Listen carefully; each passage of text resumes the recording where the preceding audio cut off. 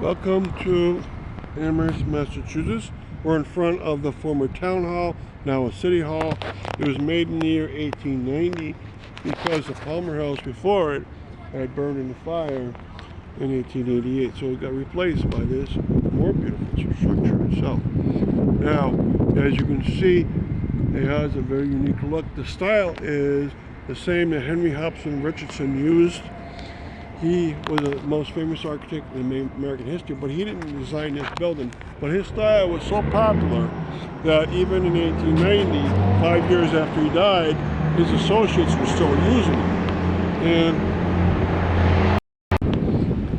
so his style was used, and so this is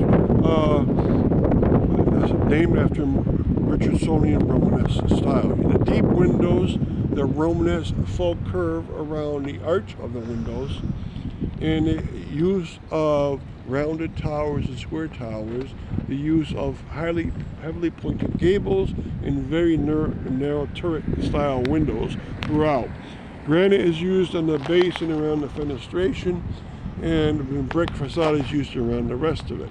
Now the clock tower itself was put in place a few years later, in the year 1900, 10 years later, and it was given to Amherst in the name of the Spear family. The son who was given this for his parents, S-P-E-A-R.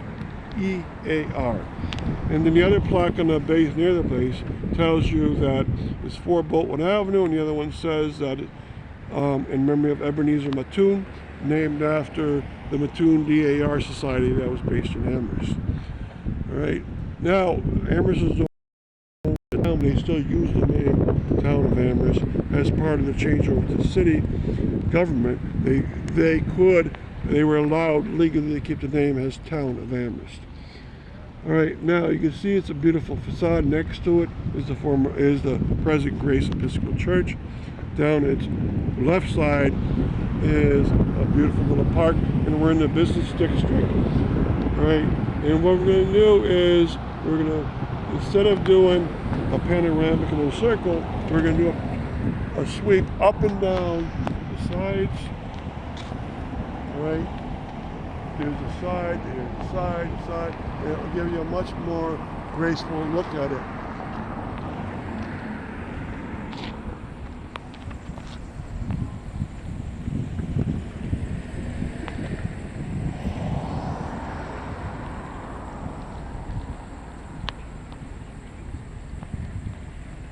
Okay, and one last thing to point out, on this right side, next to every one of the windows above the second floor, there's rain gutters, and the rain gutters stick out, and there's 6 of them.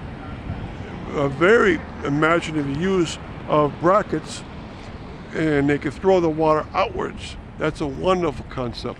And I think the roof is made out of red slate. It's hard to tell from here, but overall it's a beautiful building. Thank you for coming here.